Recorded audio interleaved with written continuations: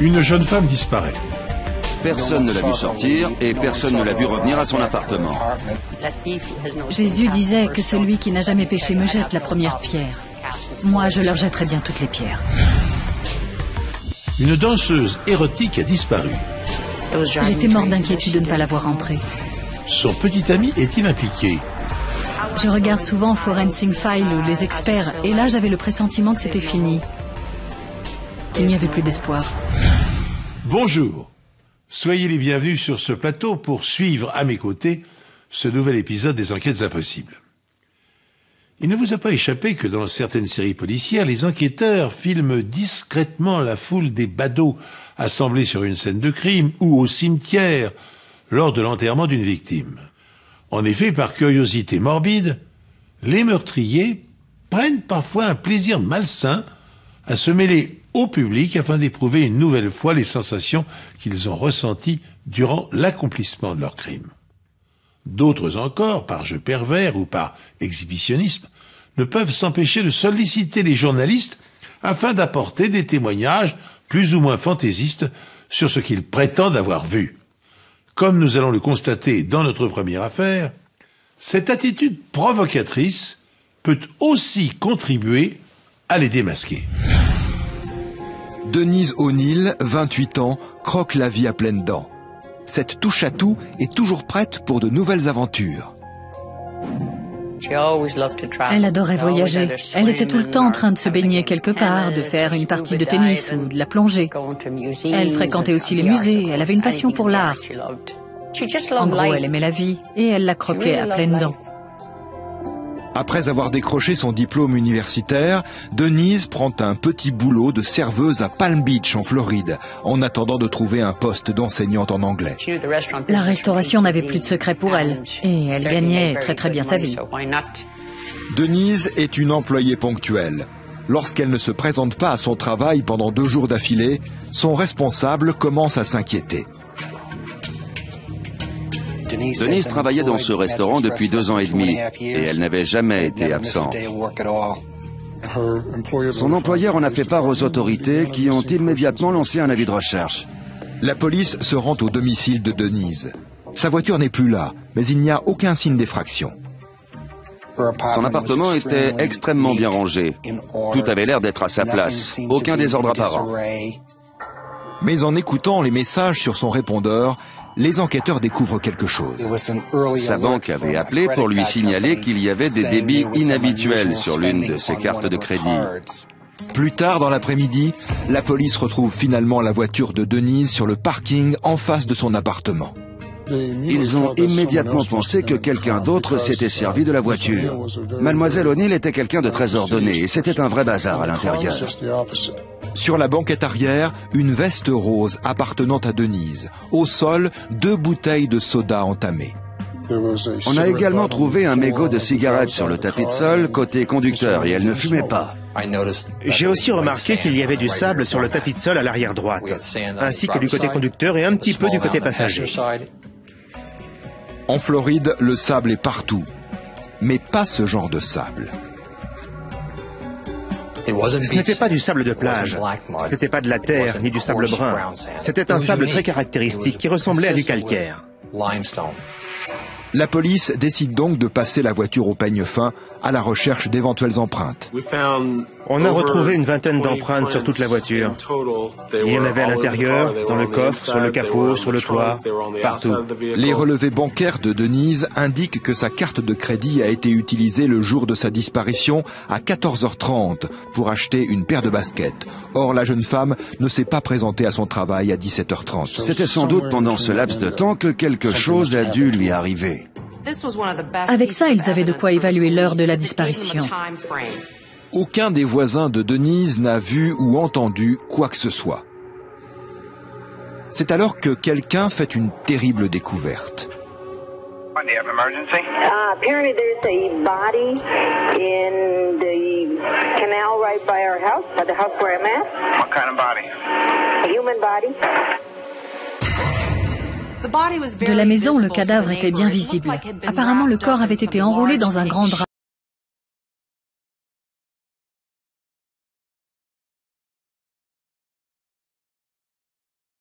Les mains et les pieds avaient été attachés avec des liens un peu particuliers, des lacets de chaussures et une laisse de toutes les couleurs, il me semble.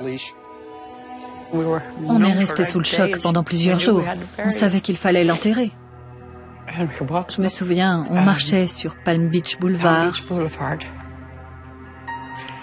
Il faisait une chaleur étouffante, mais on était gelés jusqu'aux os. Dans ces moments-là, on se dit que c'est juste un cauchemar et qu'on va se réveiller. Mais non, on ne se réveille pas. Selon le médecin légiste, Denise O'Neil est morte par asphyxie. Son assassin l'a étranglée. Il relève également des traces d'agression sexuelle. Après avoir analysé les prélèvements effectués sur la victime, on a réussi à établir un profil ADN masculin. Les enquêteurs découvrent avec stupéfaction que l'assassin a utilisé 2 fils électriques pour fixer le drap dans lequel il a enroulé le corps de Denise. Je n'avais jamais vu ça auparavant et je n'avais pas la moindre idée de ce que c'était exactement. Il s'agit en réalité d'une pierre chauffante. Une pierre chauffante est un appareil tout simple. C'est une fausse pierre chauffée par de l'électricité qu'on utilise pour réchauffer les animaux à sang froid, comme les serpents. En passant ces accessoires au peigne fin, les experts parviennent à découvrir un poil noir accroché au drap. Et observé au microscope, il s'avère que c'est un poil de chien. L'assassin possédait forcément un chien noir. Il possédait également un reptile, que ce soit un serpent ou un lézard. Et pour finir, le meurtrier possédait également une ceinture de taille 36, qu'il avait utilisée pour maintenir le drap autour du corps de la victime. Le sable prélevé dans la voiture de Denise est similaire à celui que l'on trouve sur le bord du canal, ce qui prouve qu'on a utilisé sa voiture pour transporter le corps. La police sait que la jeune femme a été enlevée entre 14h30 et 17h30. Mais les voisins n'ont rien vu ni rien entendu de suspect. Plus tard, ce même jour, quelqu'un s'est servi de la carte bleue de Denise pour retirer $700 sur son compte courant. La meilleure piste de la police à ce moment-là, c'était cette histoire de retrait. Celui qui avait fait ça était sûrement l'assassin.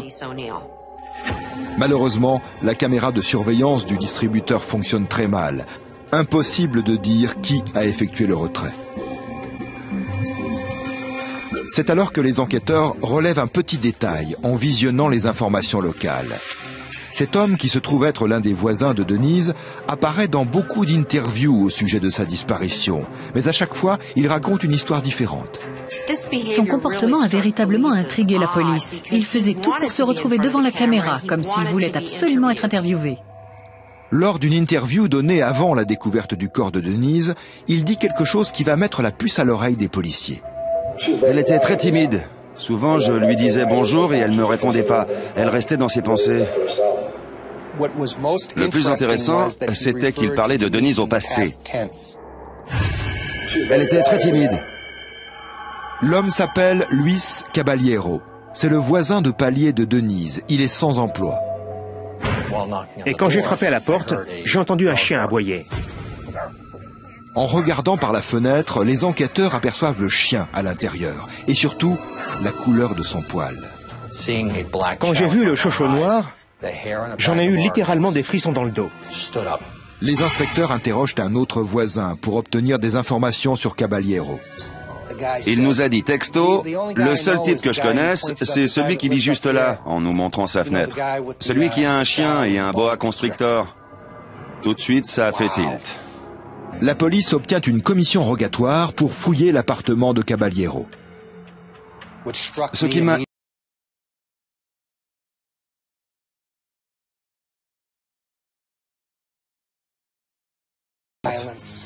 Il faut vraiment être malade pour regarder ce genre de choses. Il n'y avait aucune empreinte appartenant à la victime dans l'appartement de Caballero. Heureusement, ils vont trouver d'autres indices. En entrant dans la chambre à coucher, j'ai machinalement regardé sur la gauche et là, je suis tombé sur ce qu'il m'a semblé être un aquarium. Ils ont décelé des traces au fond de l'aquarium, qui ressemblaient fortement à celles qu'auraient pu laisser des pierres chauffantes. Le tueur a justement utilisé 2 pierres chauffantes et du fil électrique pour ligoter le corps de Denise O'Neil. Qui plus est, la police retrouve une paire de baskets noires dans l'armoire de Caballero. Elle n'avait plus de lacets. Mademoiselle O'Neil avait été attachée avec des lacets de chaussures noires. Ils trouvent également une trace couleur acajou sur le tapis, qui pourrait bien être du sang. Pour en avoir le cœur net, les enquêteurs éteignent la lumière et vaporisent du luminol. 3 taches de sang parfaitement distinctes apparaissent. Les contours de la trace rappelaient ceux d'un fessier humain. Autre avantage de ces produits, ils n'altèrent pas l'ADN contenu dans les cellules sanguines, même si les taches ont séché depuis plusieurs années. Mais la moisson d'indices des enquêteurs ne s'arrête pas là. Toujours dans la chambre à coucher, la police recueille d'autres objets importants. On a trouvé une paire de ciseaux orange avec une fibre de couleur bleue coincée entre les 2 lames. Et on savait que Mademoiselle O'Neil portait justement un vêtement bleu que le meurtrier avait découpé. Caballero maintient que Denise n'a jamais été dans son appartement. Mais en soulevant un carton, les enquêteurs tombent sur une carte d'abonnement à une salle de musculation. Lorsque je l'ai ramassé et que je l'ai retourné, j'ai vu le nom de Denise O'Neil dessus. J'en ai sauté de joie. Devant les caméras, il avait affirmé qu'il ne la connaissait pas. Et voilà qu'on retrouvait sa carte de membre à l'intérieur de son appartement. On le tenait. Les enquêteurs pensent que Denise O'Neil leur a laissé cet indice, dans une tentative désespérée de confondre son agresseur. Je ne pourrai jamais le prouver, mais je suis sûr que c'est elle qui nous a laissé cet indice. C'est la première chose qui m'a traversé l'esprit. La première question que je lui ai posée, c'est « Comment saviez-vous que c'était sa voiture ?» Il m'a répondu qu'il n'était jamais monté dans sa voiture et qu'il ne savait même pas quelle voiture elle avait. Pourtant, la police scientifique retrouve les empreintes de Caballero à l'intérieur de la voiture. Face à ces preuves accablantes, Caballero change sa version des faits. Il affirme désormais qu'il a été le complice forcé de ce meurtre. Le véritable assassin est son ami Isaac Brown, un jeune homme de 19 ans. Brown n'a pas de casier judiciaire. Il passe également aux aveux, mais accuse Caballero du meurtre de Denise. D'après lui, il avait désespérément besoin d'argent. Brown affirme également que Caballero avait prémédité son coup depuis plusieurs mois. Caballero n'avait plus le choix. Il fallait absolument qu'il trouve quelqu'un pour lui procurer de l'argent. Et tout de suite. Et il m'a dit, la seule personne qui pourra me filer de l'argent tout de suite, elle est juste là. Et il a montré du doigt la porte en face de chez lui. Ils ont tous les deux tenté de pactiser avec le diable. En d'autres termes, chacun des deux essayait de se couvrir en accusant l'autre pour avoir une réduction de peine. On retrouve les empreintes de Brown sur les bouteilles de soda retrouvées dans la voiture de Denise. Il a bien participé au crime. Les versions de Caballero et Brown sont contradictoires, mais elles se rejoignent néanmoins sur un point. Ils ont pris leur petit déjeuner ensemble après s'être débarrassés du corps de Denise dans le canal. Ils sont allés dans un restaurant à la sortie de la 440e dans la ville de Tamarack. Les enquêteurs doivent maintenant retrouver le reçu du repas. Quand on a demandé à la serveuse de vérifier combien de personnes avaient mangé à cette table, l'ordinateur a sorti non pas 2, mais 3 clients.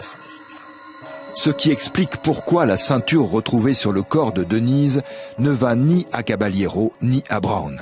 Et surtout, pourquoi les chaussures retrouvées sans lacets dans l'appartement de Caballero ne vont là encore ni à l'un ni à l'autre. Avec tout ça, j'étais intimement convaincu que nous avions affaire à un troisième tueur. Il y avait une troisième personne impliquée dans le meurtre de Denise O'Neil. Mais s'il y a bien un troisième suspect dans cette affaire, Luis Caballero et Isaac Brown restent muets.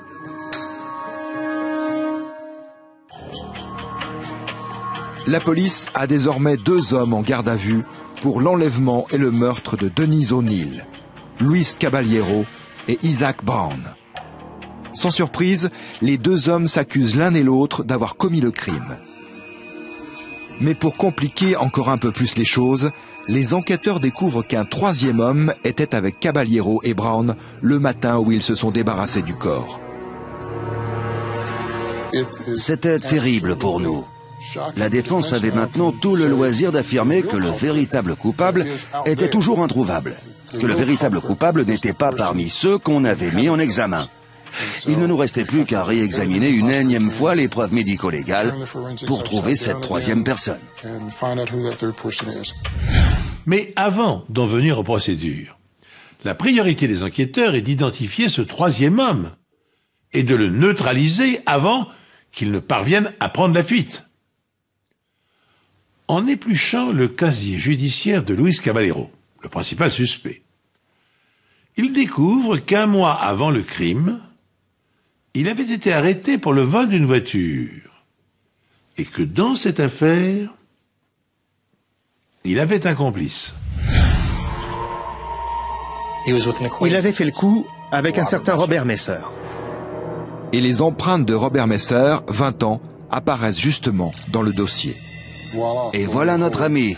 Monsieur Messer avait justement laissé ses empreintes sur des objets récoltés dans le coffre de la voiture de Denise O'Neill. Lorsque la police arrête Messer, lui aussi nie toute implication dans le meurtre de Denise. Robert Messer m'a dit « Je ne l'ai pas tué. Comment osez-vous me traiter d'assassin ?» Je vais vous dire ce qui s'est passé. J'étais là. Messer n'a rien fait. En revanche, Caballero et Brown, si. Toujours selon lui, il se trouvait dans le salon de Caballero quand ce dernier et Brown ont violé puis assassiné Denise O'Neill dans la chambre à coucher. J'étais là, assis à me boucher les oreilles, avec le son de la télé à fond. J'avais du mal à entendre la télé, mais par contre, j'entendais ses cris. Les trois hommes sont mis en examen pour meurtre avec préméditation. Mais lorsque les résultats des analyses ADN tombent, il s'avère finalement que seul Luis Caballero a violé Denise. Les autres ne l'ont pas touché. Grâce aux preuves médico-légales et aux interrogatoires, les enquêteurs pensent désormais que Caballero a programmé l'enlèvement l'après-midi même, pendant que Denise faisait sa lessive.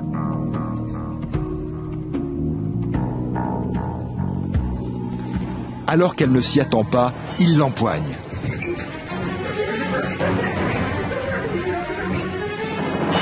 Il la fait entrer de force dans son appartement. Puis, avec l'aide d'Isaac, il la bâillonne et l'attache. Il lui dérobe sa carte de crédit et l'oblige à lui révéler son code. Caballero sort retirer de l'argent et passe prendre Robert Messer sur le chemin du retour. Pendant ce temps-là, Isaac Brown les attend à l'appartement.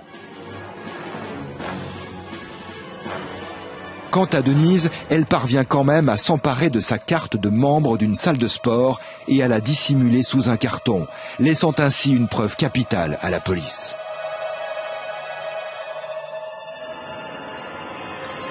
En rentrant, Caballero viole Denise. Puis il l'étrangle avec les fils électriques de sa pierre chauffante.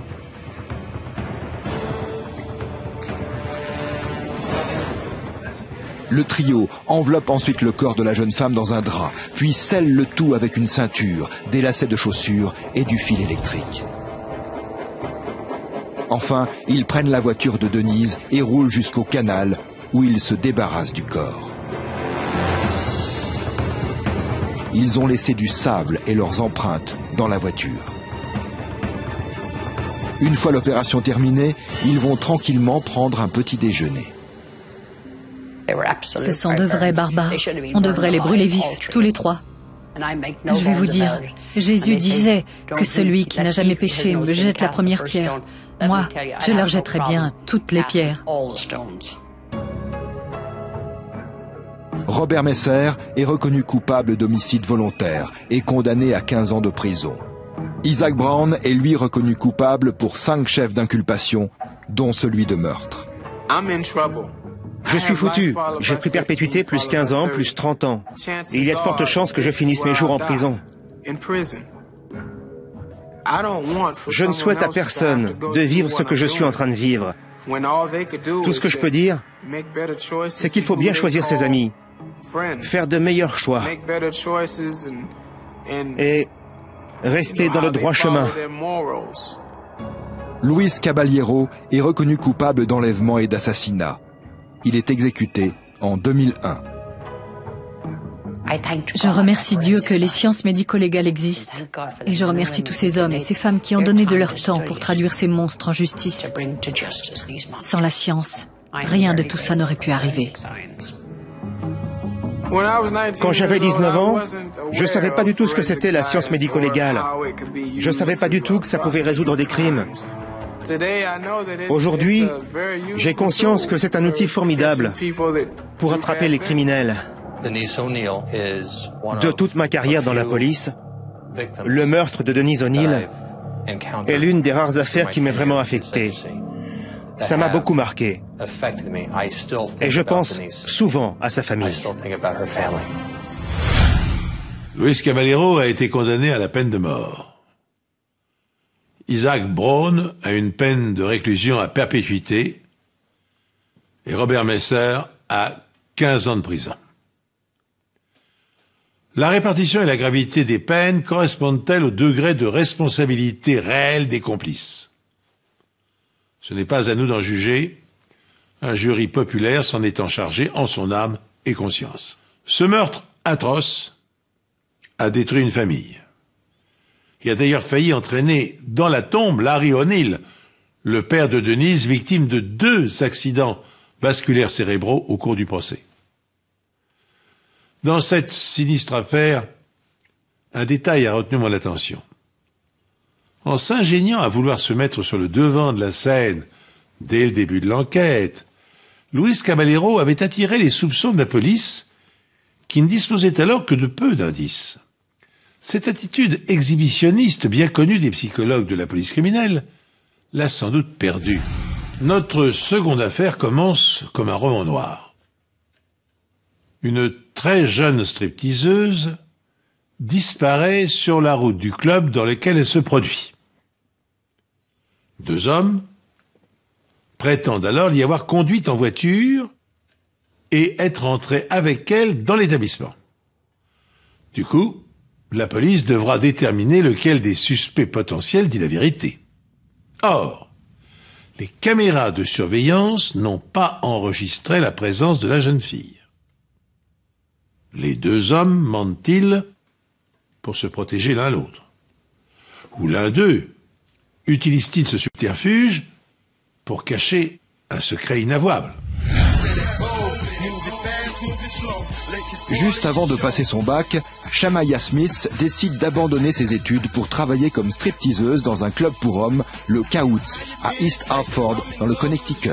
Ça ne me plaisait pas. Je lui ai toujours dit de se trouver un vrai boulot, quelque chose de moins dangereux. Mais un soir, Shamaya ne rentre pas chez elle après son travail. Folle d'inquiétude, sa mère appelle la police.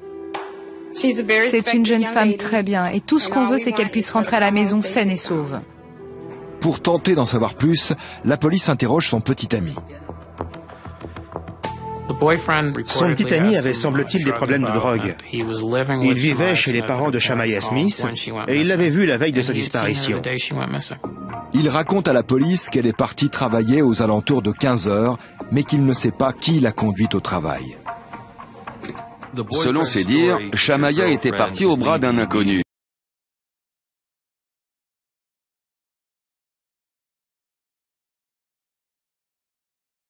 Mais la police sur une piste. Selon elle, quelqu'un a laissé un message sur le téléphone portable de Shamaya à 12:05, juste avant qu'elle ne parte travailler.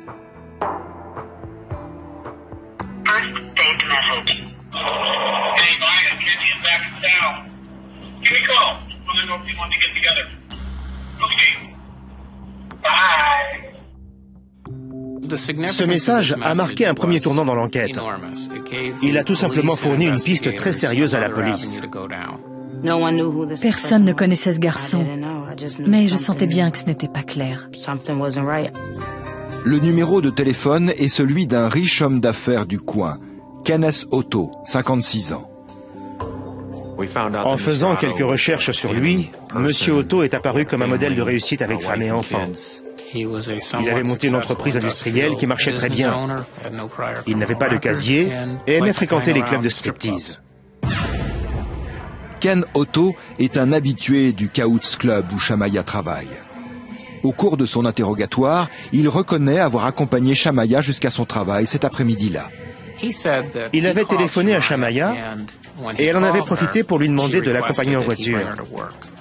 Elle-même n'avait aucun moyen de transport. Il a gentiment accepté. Selon ses dires, il l'avait vue pour la dernière fois au moment où elle avait franchi la porte du club. C'est alors que la police reçoit l'appel d'un autre client du club qui affirme lui aussi avoir accompagné la jeune femme l'après-midi en question. L'homme s'appelle Harold Brown et lui aussi est un habitué du Kaoutz. Il affirme avoir non seulement déposé Shamaya au club, mais également y avoir passé plusieurs heures. Qui plus est, il déclare avoir déposé Shamaya chez elle plus tard dans la soirée. Mais d'après sa famille, elle n'est jamais rentrée à la maison. Deux hommes prétendent donc être les derniers à avoir vu Shamaya en vie. Mais la police tient un troisième suspect en la personne du petit ami. Une question subsiste. Où peut bien être Shamaya ? Deux clients du Kaoutz Club affirment avoir conduit Shamaya Smith à son travail le jour de sa disparition. Et l'un des deux, Ken Otto, s'intéresse beaucoup à elle.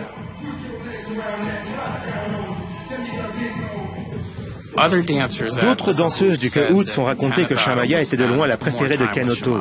Il lui portait une attention toute particulière. Il venait s'asseoir à côté d'elle, lui offrait des verres et discutait avec elle.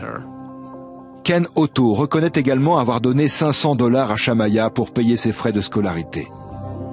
Je lui ai bien fait comprendre que personne ne lui aurait donné $500 comme ça, pour rien. Il attendait forcément quelque chose en retour. Du coup, je lui ai fait promettre de ne plus jamais faire confiance à un inconnu comme ça, parce qu'on ne sait jamais à qui on a affaire. La famille nous a également révélé, sans vraiment se rendre compte des conséquences, que Shamaya faisait plus que du simple striptease. D'après la version de Ken Otto, Shamaya serait entrée dans le club le jour où il l'a accompagnée à son travail. Mais les images filmées à l'intérieur du club contredisent cette version. On a visionné les bandes de vidéosurveillance du Kaoutz et on a découvert qu'elle n'était jamais entrée dans l'établissement le jour de sa disparition. Selon la version de Harold Brown, Shamaya n'est pas entrée seule dans le club lorsqu'il l'a déposée. Il l'a accompagnée et y est resté plusieurs heures. Mais là encore, ni Shamaya ni Harold Brown n'apparaissent.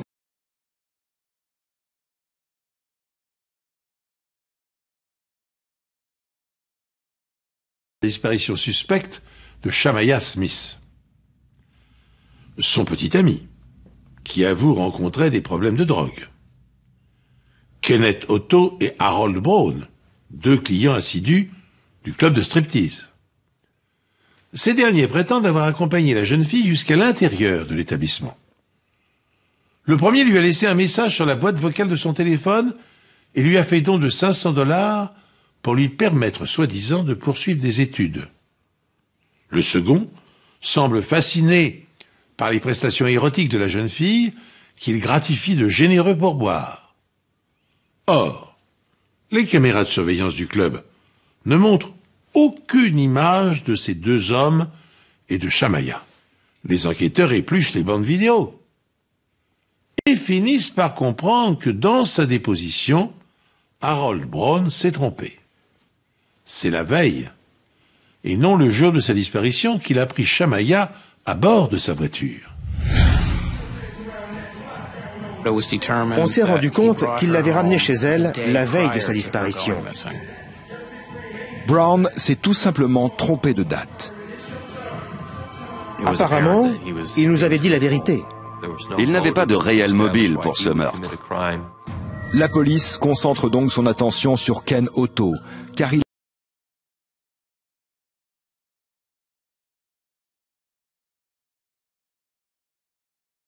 un coup de tête, la sœur de Shamaya décide de tenter quelque chose. Elle appelle Ken Otto et laisse un message sur sa boîte vocale. Je l'ai appelé en me faisant passer pour Shamaya. Salut Kenny, c'est Maya. Je voulais juste savoir si tu voulais qu'on se voit. Appelle-moi quand tu auras le message. Il ne l'a jamais rappelé. Plutôt étrange en fait. Pourquoi ne l'a-t-il pas rappelé pour lui demander comment elle allait? Lorsque la police demande à Ken Otto s'il a déjà eu des relations sexuelles avec Shamaya, il leur répond que c'est impossible. Selon lui, il ne pouvait plus avoir de relations sexuelles avec quiconque à la suite d'une opération. Bref, il avait un problème d'érection. Il avait des problèmes d'érection. Ce n'était pas très... Comment je pourrais vous dire ça? Concluant. Les enquêteurs vérifient les appels passés depuis le téléphone portable de Shamaya et découvrent que 5 jours avant sa disparition, elle a effectué 2 appels, dont le signal le plus proche indique une propriété de 30 hectares, une propriété qui appartient justement à Ken Otto. Du coup, il y avait une chance pour qu'elle soit enfermée quelque part là-bas. J'ai immédiatement demandé aux agents présents non loin des lieux d'aller jeter un œil pour être sûr que personne n'avait été kidnappé. La police demande à Ken Otto l'autorisation de fouiller la propriété. Il a accepté, mais pas avant le dimanche de Pâques. Lorsque la police arrive, elle découvre du matériel de construction, une caravane, différents véhicules et un foyer. On avait fait un feu peu de temps avant, ça sentait encore le gasoil. Mais autre chose intrigue les enquêteurs. Si Otto ne s'est pas opposé à ce que la police fouille sa propriété, il se montre beaucoup moins coopératif avec la brigade cynophile. Il a radicalement changé d'attitude en voyant les chiens. Il s'est même énervé, comme s'il avait quelque chose à cacher. On a retrouvé une broyeuse à bois dans la propriété et on a souvent eu des affaires dans le passé où des criminels se débarrassaient des corps de leurs victimes dans une broyeuse. L'amabilité d'Otto a des limites et très vite, l'homme demande à la police de quitter la propriété. J'aimerais que vous partiez maintenant. Je ne savais pas que vous alliez venir avec tout ce monde, les chiens, tout ça. Partez, s'il vous plaît. D'accord. Tout de suite. Quand quelqu'un vous donne lui-même l'autorisation de fouiller sa propriété, il a le droit de revenir sur sa décision. Mais il est déjà trop tard. Les chiens de la brigade cynophile ont flairé quelque chose dans le foyer. L'un des chiens a trouvé un morceau de chair, mais de la chair animale. Mais une fois encore, Ken Otto a une explication. Vous allez peut-être découvrir un castor. Pardon? Un castor. J'en ai tué un il y a quelque temps et je l'ai brûlé. D'accord. Il n'y avait aucune trace de ce castor dans le foyer. Ken Otto nous a alors expliqué qu'il avait l'habitude de tuer des animaux, de les découper en morceaux et de disperser leurs restes. C'était vraiment dommage que Ken Otto ne nous laisse pas fouiller davantage, mais on savait qu'on reviendrait. 2 semaines après sa disparition, le petit ami de Shamaya Smith est écarté de la liste des suspects. D'après lui, il l'avait vue pour la dernière fois lorsqu'elle avait quitté son domicile. Selon moi, il nous disait la vérité. Les enquêteurs s'intéressent désormais aux relations que Shamaya entretenait avec Ken Otto, un client du Coutts Club, et surtout à la propriété qu'il possède dans le Connecticut. Elle fait à peu près 30 hectares. Elle est enclavée, c'est-à-dire qu'elle est entourée de forêts, et il n'y a qu'une seule et unique route pour y accéder. Plutôt un chemin de terre, je dirais. Comme il l'a lui-même reconnu, Otto est la dernière personne à avoir vu Shamaya vivante le jour de sa disparition. Otto a autorisé la police à fouiller sa propriété, mais il s'est rétracté au moment même où il a vu la brigade cynophile être appelée sur les lieux. Désormais, pour continuer les recherches dans la propriété, les enquêteurs vont avoir besoin d'un mandat de perquisition, de matériel adéquat et de nombreux effectifs. 2 juridictions étaient concernées dans cette affaire. Et puis la météo est venue s'en mêler. Et on a perdu 8 jours à cause des pluies torrentielles qui se sont abattues sur la région. Les policiers enragent. En pénétrant sur la propriété de Kenneth Otto, ils flairaient une piste prometteuse, d'autant que la présence de leur chien renifleur semblait terroriser leur principal suspect. Mais des complications administratives ont retardé l'obtention d'un mandat de perquisition, et 8 jours de pluie ininterrompus ont vraisemblablement effacé la plupart des indices. Ce délai a-t-il permis aussi à Otto de nettoyer la possible scène de crime, de ruiner l'enquête et d'échapper à la justice? Lorsqu'on a enfin pu revenir sur les lieux, tout ce qu'on redoutait s'était produit. Ken Otto était au volant d'une énorme pelleteuse et tentait d'enterrer le châssis de la caravane de 10 mètres qu'il avait démoli puis brûlé. La propriété de M. Otto ressemblait à un véritable enfer sur Terre. Il était en train de tout détruire. Il abattait les arbres, creusait des trous et défonçait même la route en terre qui permettait d'accéder à la propriété. Ken Otto a vraiment mis les bouchées doubles pour faire disparaître toute trace de ce crime. Je n'ai jamais vu quelqu'un se démener autant pour dissimuler un crime. Dans sa folie destructrice, Ken Otto a oublié le foyer. J'étais assez soulagé de voir que le foyer était toujours à peu près intact. Et les enquêteurs vont faire d'intéressantes découvertes. Au milieu des braises, ils trouvent une clé. J'ai ramassé la clé, je l'ai nettoyée et je suis allé voir si par hasard ce n'était pas celle de l'appartement de Shamaya Smith. Et comme par miracle, la porte s'est ouverte. J'avais eu la bonne intuition. Cela ne prouve pas pour autant qu'Otto est bien l'assassin. Toujours au milieu des braises, la police retrouve une balle usagée et 3 douilles de 9 mm. Sur le sol, près des restes de la caravane, les enquêteurs découvrent également un balai anti-poussière, un aspirateur et un assez grand pan de moquette. La moquette est immédiatement envoyée au labo à la recherche d'éventuelles traces de sang. Seul problème, elle est restée exposée aux intempéries pendant plusieurs jours. C'est un véritable cauchemar pour la police scientifique, surtout quand on subit les caprices de la nature qui fait disparaître les indices et vous complique grandement la tâche. Ils décident de tracer une grille sur la moquette avec des carreaux de 25 cm de côté avant d'y verser de la phénolphtaléine et de l'eau oxygénée, un mélange chimique qui prend une couleur rose au contact du sang.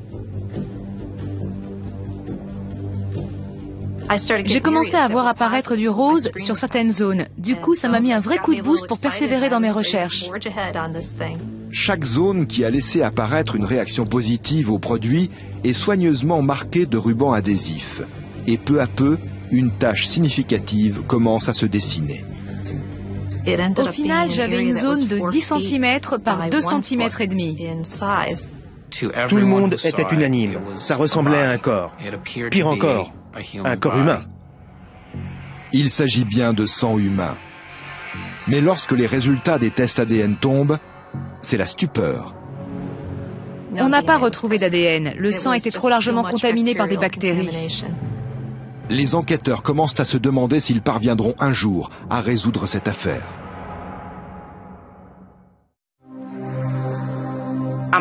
Je ne suis pas d'une nature optimiste. Je me force à l'être. Et je m'étais toujours préparée à ce qu'un jour le pire se produise. Qu'elle ne rentre pas à la maison. Mais une fois qu'on vit réellement ce genre d'événement, on est perdu. Malgré cette déconvenue, les recherches se poursuivent dans la propriété de Ken Otto. Les enquêteurs qui explorent toujours les braises restées intactes tombent sur une multitude de fragments d'os. Des fragments qu'ils s'empressent d'envoyer au laboratoire de la police scientifique. Le squelette avait été presque entièrement dévoré par les flammes, un peu comme s'il était passé au four crématoire. La fragmentation était telle que les infimes parties restantes ne dépassaient pas la taille d'un ongle. C'est comme rechercher une aiguille dans une botte de foin, un vrai cauchemar pour un anthropologue. Après un examen minutieux, les experts en anthropologie concluent que la majorité des os sont d'origine humaine. Mais ça ne signifie pas pour autant que ces mêmes fragments sont ceux du squelette de Shamaya. En dépit des efforts surhumains qu'il a déployés pour nettoyer la scène de crime, Kenneth Otto n'est pas parvenu à faire disparaître tous les indices qui pouvait l'incriminer dans le meurtre de Shamaya Smith. La clé de son appartement a été retrouvée dans un foyer situé dans le jardin. Et un morceau de moquette a révélé une tache de sang ayant la forme d'un corps. Autre élément, une grande quantité de fragments d'eau humains carbonisés prouve qu'un cadavre y a été incinéré. Pour les anthropologues, les squelettes sont des témoins muets des crimes. Grâce à des mesures et des comparaisons précises, les spécialistes peuvent déterminer l'âge, le sexe et l'appartenance ethnique de restes humains. Pour distinguer par exemple le squelette d'un homme de celui d'une femme, les anthropologues se fondent sur le crâne et le bassin, plus large chez la femme. Mais dans le cas qui nous intéresse, les os sont à ce point broyés et calcinés qu'il est impossible d'en tirer la moindre information. À moins qu'une fois encore, oui, une fois encore, Kenneth Otto n'ait commis une erreur. Ils avaient été détruits par la chaleur, ce qui laissait à penser que Ken Otto a maintenu le feu pendant au moins plusieurs jours.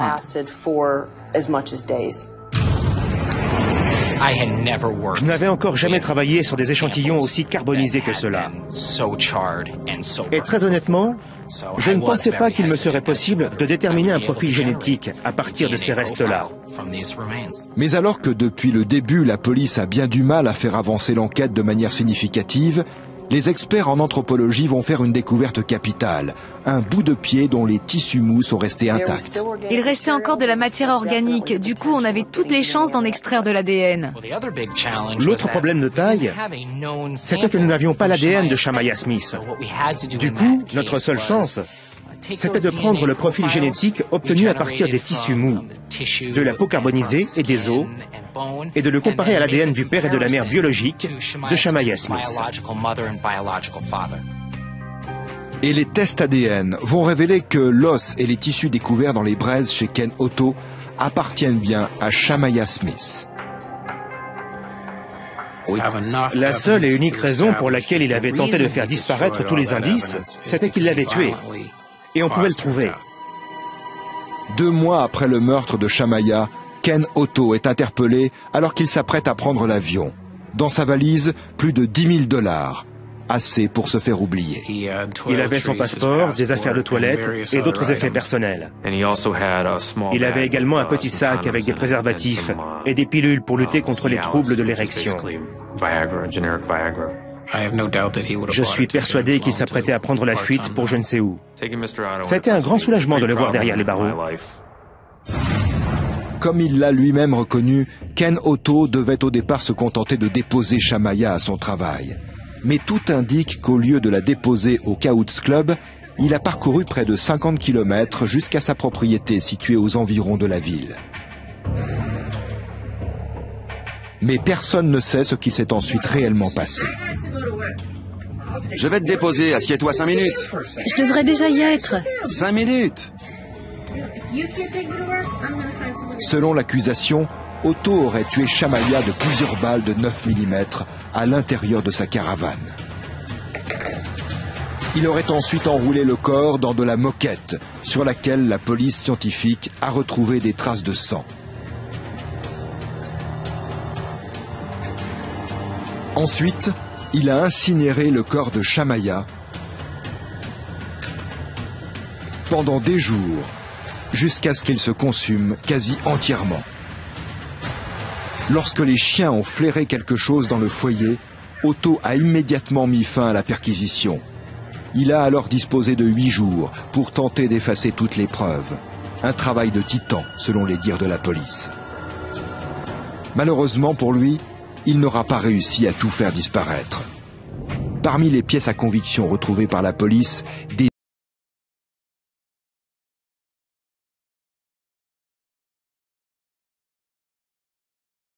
de la victime. Une fin sordide pour un meurtre inutile. À mon avis, elle était très naïve. Dès qu'elle connaissait un peu quelqu'un, elle lui faisait tout de suite confiance. C'est très dangereux. Il n'y a que 2 personnes qui savent ce qu'il s'est passé dans cette propriété. Shamaya Smith, mais elle n'est plus là pour nous le dire. Quant à Monsieur Otto, il refuse de parler. On ne saura jamais tout. Ken Otto est reconnu coupable du meurtre de Shamaya et de falsification de preuves. Tout ce que je retiendrai en définitive, c'est que c'est un meurtre de sang-froid. Monsieur Otto, levez-vous s'il vous plaît. Je vous condamne à 60 années de prison dans un centre pénitentiaire qui reste à déterminer. J'ai sauté de joie quand j'ai entendu le verdict du jury. Coupable de meurtre. C'était une joie immense, non seulement parce que l'affaire était enfin résolue, mais aussi pour la famille. C'était très important pour moi que la famille obtienne un bon verdict. Toute cette affaire a été très éprouvante. J'ai même redouté qu'il s'en sorte pendant un moment. Mais j'étais déterminée à me battre jusqu'au bout.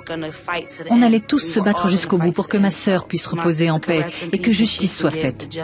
Elle méritait au moins ça. Pour toutes les personnes impliquées dans cette enquête, une question reste en suspens. Pourquoi Ken Otto l'a-t-il tué ? Monsieur Otto faisait preuve d'un comportement sadique à l'égard des animaux. Alors il a peut-être décidé de passer à la vitesse supérieure en s'en prenant à un être humain. Au fond de moi, je ne comprends toujours pas pourquoi il a fait cela. Il reste beaucoup de questions sans réponse. Elle n'aura même pas pu avoir des funérailles dignes de ce nom. La grande force des experts en anthropologie, c'est d'arriver à déceler dans un tas de fragments à première vue totalement inexploitables une partie infime d'êtres humains et de pouvoir relier tout ça aux victimes. Monsieur Otto pensait être plus malin que nous. Il en était même persuadé. Il aura tout mis en œuvre pour faire disparaître les preuves. C'est raté. La sentence prononcée à l'encontre de Kenneth Otto, une condamnation à une peine de 60 ans de réclusion, a été saluée par des cris de joie dans le prétoire. D'ailleurs, des mesures de sécurité exceptionnelles avaient été prises tout au long du procès dans le but d'éviter que les partisans de la victime n'essaient d'attenter au jour de l'accusé. Sachez encore que peu de temps après l'arrestation de son mari, l'épouse de Kenneth Otto a demandé le divorce. Le couple avait été marié pendant 33 ans et avait eu 2 enfants. Cette affaire nous conforte une fois de plus sur l'efficacité des expertises scientifiques dans les affaires criminelles complexes. Car cette fois, le suspect avait disposé d'1 semaine et de l'aide de la pluie pour faire disparaître toutes les traces de son crime. Peine perdue. Une clé carbonisée et un morceau de chair épargné par les flammes ont été suffisants pour expédier le prédateur derrière les barreaux pour le reste de ses jours. C'est sur cette constatation plutôt rassurante que se termine cette émission. Merci de nous être fidèles. J'aurai le plaisir de vous retrouver prochainement sur cette antenne pour de nouvelles affaires des enquêtes impossibles.